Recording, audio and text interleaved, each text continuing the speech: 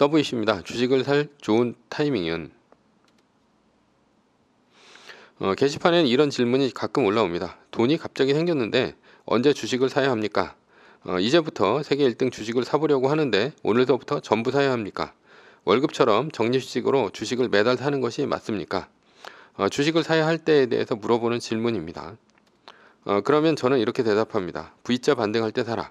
V자 반등이란 주가가 떨어지다가 두 계단 올라갔을 때를 얘기합니다. 이유는 대부분의 시기는 시장이 합리적인 시기이기 때문입니다. 시장이 합리적이란 뜻은 무엇입니까? 예를 들어 당신이 개별 종목을 골라 주식 투자를 했다고 칩시다. 그렇다면 매년 수익률로 나스닥 지수를 이길 수 있을까요? 이길 수 없을 것입니다. 워렌 버핏 10년 투자 내기 압승 상금 전액 기부라는 기사가 있는데요.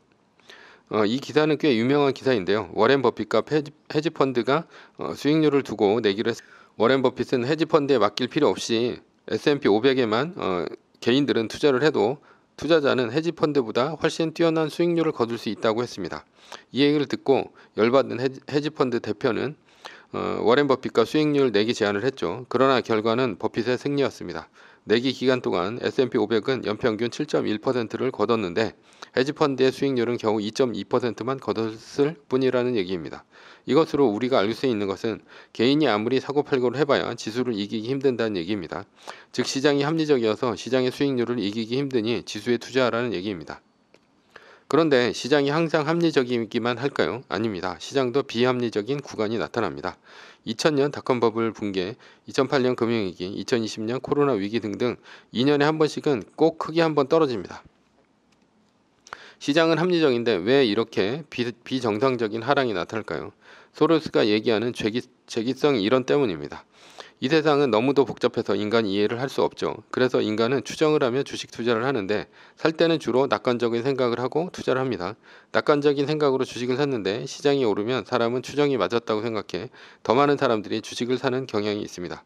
이렇게 낙관적인 생각에 시장이 깔리면 닷컴 버블과 같이 주가가 한없이 오르게 됩니다.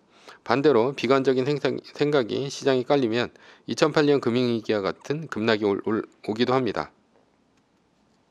즉 시기가 시장이 합리적인 시장에서 비합리적인 시장으로 바뀔 때 시장보다 뛰어난 수익률을 거둘 수 있는 때가 온다는 얘기입니다.